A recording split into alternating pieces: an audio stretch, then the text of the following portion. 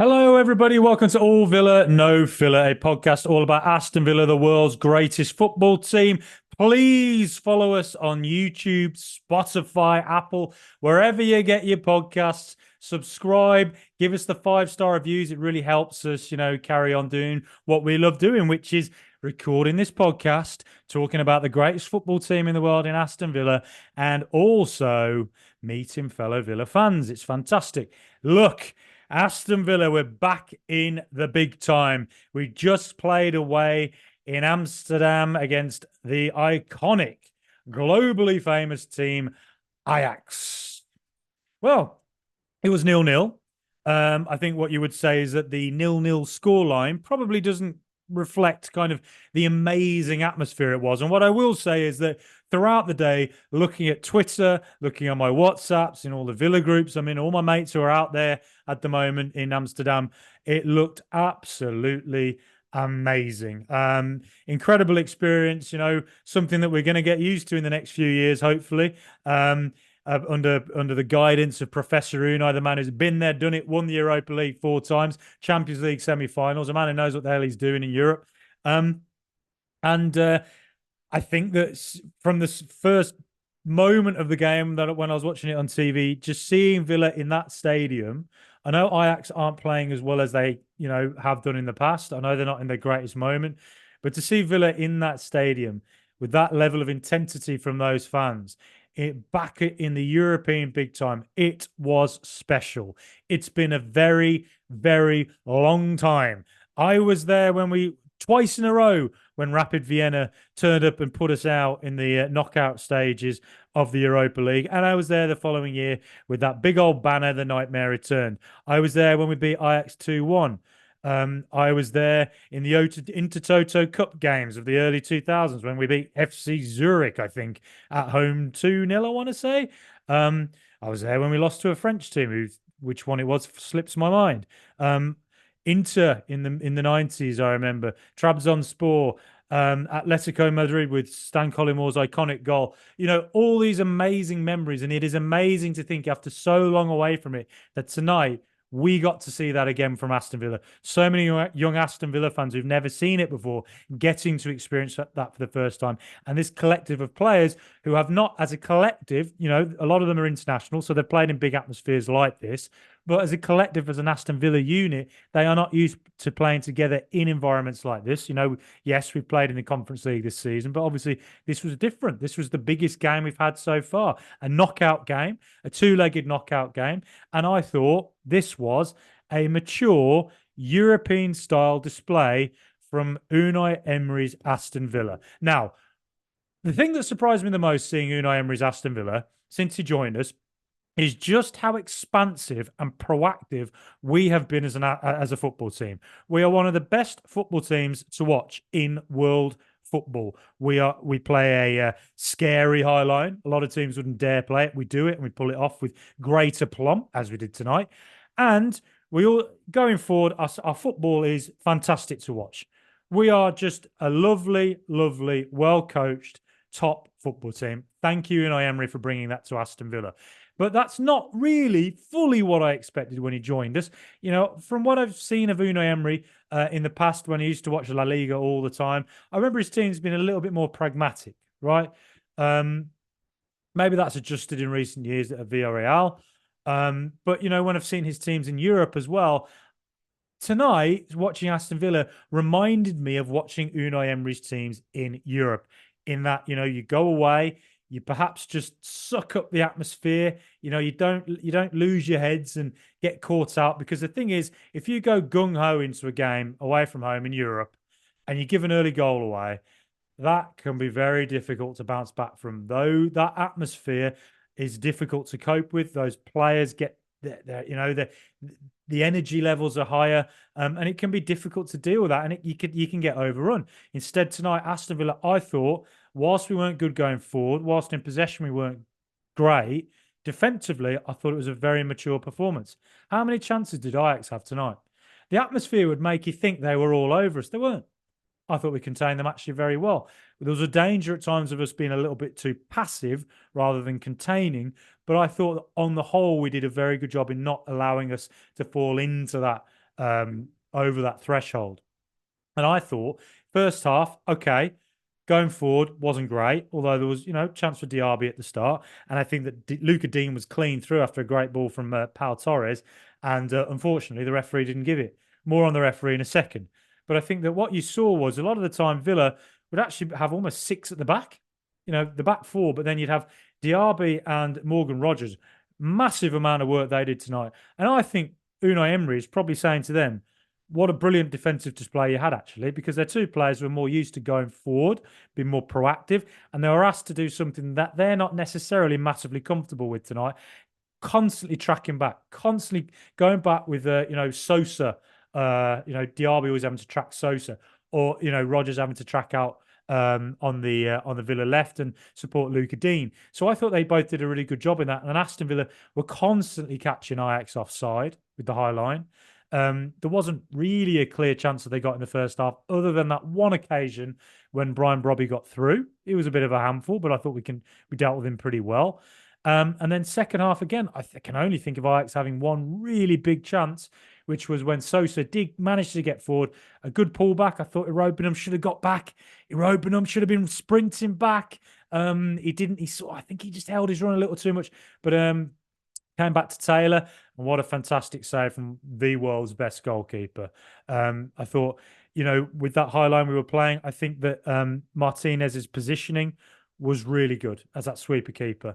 He was always getting to the ball when he needed to, and when he needed to make a big save, he made it. On the ball, mostly he was very good, but were there 1 or 2 occasions where, would somebody like Mikel Arteta look at it and go, that's not what I need. I want more of a ball playing keeper in a David Raya, perhaps. All right, maybe you could say that, but personally, I thought Martinez, he is the world's best goalkeeper, and I think he showed it again tonight. I love him. Yes, I think defensively it was a very solid display, a very mature display. Bearing in mind you've got Morgan Rogers and Timmy Robenham starting, 2 players having getting thrown in right at the deep end, who don't have a great deal of experience at the very highest level, don't have any experience, to be honest, of an atmosphere like that, playing in Europe against an iconic team like that. And I thought Villa, I think they did themselves credit. I think clearly the 2 of them still have a lot to learn. Give them a year. I'm very excited to see where they are in a year. I think Irobenham at times, I think he made some really good interceptions at times. He made 1 or 2 good passes here and there. But I think on the ball, there were moments where he made the wrong turn. Just on the ball is where he's got to improve, isn't it? Morgan Rogers, again, I thought he showed some real touches, real flashes. And he's a player I'm very excited to see grow. Same thing against Luton. 1 or 2 moments where you just thought, there's something there, isn't there? He's obviously not there yet, but there's clearly something that Monchi, the scouting department, and Unai Emery have all seen in him. And I think I saw it tonight. There's raw ingredients there. Give him a year, and let's see where he is. I'm excited to see where he goes. And fantastic experience for the 2 of them tonight. And I think that Unai Emery managed the game well. Like I say, a manager has won the Europa League 4 times. You've got 2 players in Diaby and Morgan Rogers having to sprint and sprint and sprint, going back all the time, trying to make something happen further forward when they get that opportunity. And then at 60-minute mark, Unai Emery makes the change. He brings on McGinn. And it's run out of my mind now who it was who brought on for Rogers. Leon Bailey, that's it. So Bailey and McGinn come on. Offer something different, and they have to do the same job, running back and forth all the time. So yes, I think it was a good coaching display from Unai Emery in Europe. Don't let the game get away from you. Don't let them get the backs up, and we have to go back to Villa Park and chase a game that they can just sit 11 behind the ball. Now they have to go for it as well. They can't just defend all game. Next week, they have to try and find a way through us. And, that's something that I'm sure we'll find, with the atmosphere next week. Villa Park will be very intense. I'm there. I can't wait to go. I was there when we beat them 2-1 last time with Martin Larsson and Gareth Barry's goals. I can't wait to see who's going to score for us next week. I think with Ajax, full credit to them. They've not been good this season, really, though they have improved from that awful early season form when it looked like the entire club was about to cave in. I think that, this isn't a vintage Ajax side, but I think they were very intense. I thought their press was good. I think they had a youthful intensity. I think that Jordan Henderson offered something to them in the middle. I think he was a good linchpin for them. a player who's been there and done it.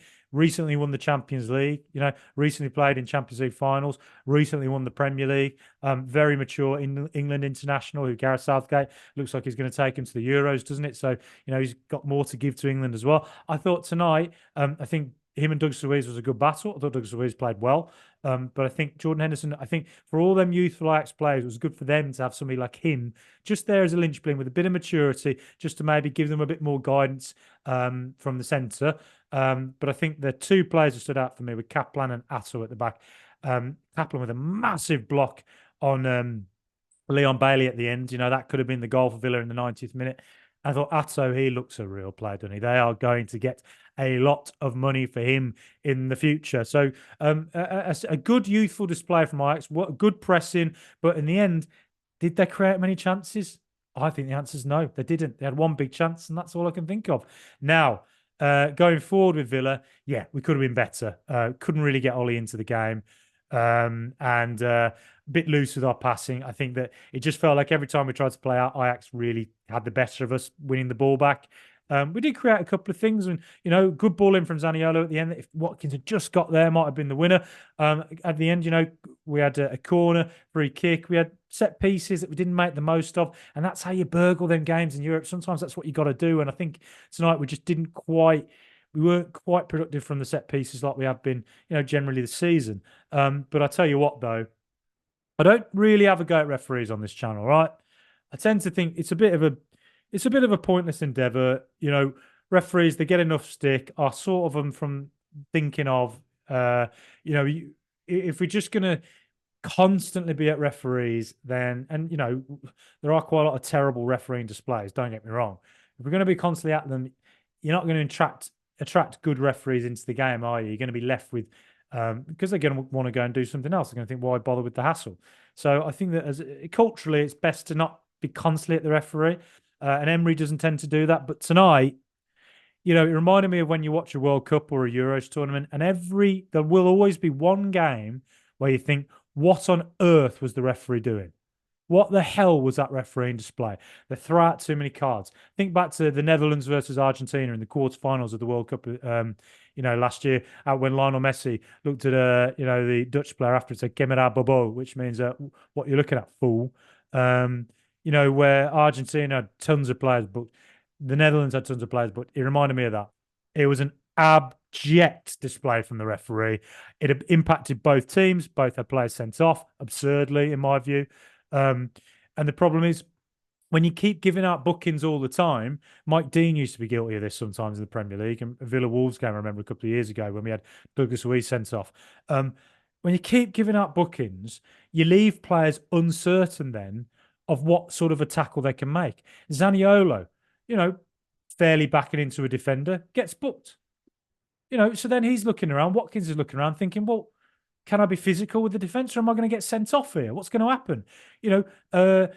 Matty Cash holding a player off in the second half, holding Brobby off, fair challenge, booked. Brian Brobby jumps into Clement Longley, corner. Ezri Konsa brought down in the first half. I don't think he should have put his hand on the ball. I think that was quite immature from him. But at the same time, he was fouled. It was a foul to Villa. Booking for Konsa. Konsa fouled in the second half, going through on goal. Red card for Konsa. I mean, it just leaves players more wound up, more likely to make rash choices, and makes the game more chaotic, and makes the players unsure about what they can do, and impacts what you can actually do as a player. Therefore, might have impacted Villa tonight. I think Konsa is a big miss for next week. I think Konsa probably would have played at right back next week, and he's not going to be able to do that now. Maybe Diego Carlos comes back in. I don't know, but Konsa is a miss, and it's one that we shouldn't have. It's absurd. It was a horrendous refereeing display, and one where, if UEFA watch that tonight, he's not coming back to referee in Europe again this season. He can't because it was really, really bad and impacted the game. Just poor, very, very poor.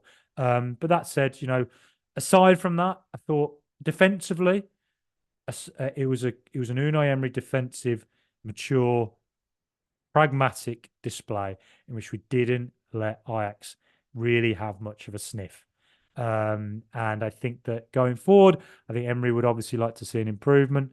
And next week, we're just going to have to show that improvement when we have our own home atmosphere.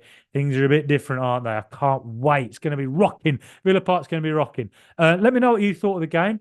Comment below. Send us emails. No Villa, no filler. At gmail.com. Tweet me. Let me know. Let me know what you thought. Frankie Maguire on Twitter, Villa No Filler on Twitter as well, Facebook, whatever. Send us messages, whatever. I'm always happy to chat to anybody. So it's a lonely old time sometimes, isn't it? Being a Villa podcaster, you're looking around. Where is everybody? But look, what else was I going to say? I think Tottenham next. Pau Torres, apparently it wasn't a serious injury, came off at half time. And that turns out, I think, it probably was Unai Emery throwing him into, the melting pot, big atmosphere, tough game, give him 45 minutes. And hopefully Villa have a bit of rhythm. We've played a lot of games. We've won a lot of games recently. We've got rhythm now going into Spurs, haven't we? And Spurs, they've not had a consistent run of games, have they?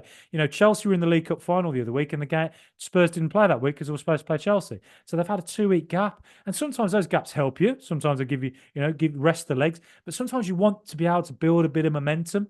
And Spurs haven't really been able to build that recently, and I think Villa might just have a bit of an advantage in that sense. So let's wait and see how it goes on Sunday. It's a massive game, isn't it? Massive. I think Emery coached it well tonight, gave the players the sort of minutes they needed and didn't overexert anybody. Let them do what he knew they could do. And it's going to be a huge game on Sunday. It really is. And it could be a basketball game, 5-4, the Highline Derby, 4-4, 5-4, 3-3, 3-2. I think they'll score, but I think we'll score more. So I think we're going to win it. Let's do it. Come on, the mighty Villa. Up the Super Villa. But we're back in Europe. We're back in the big time. Let me know what you thought. Up the mighty Villa.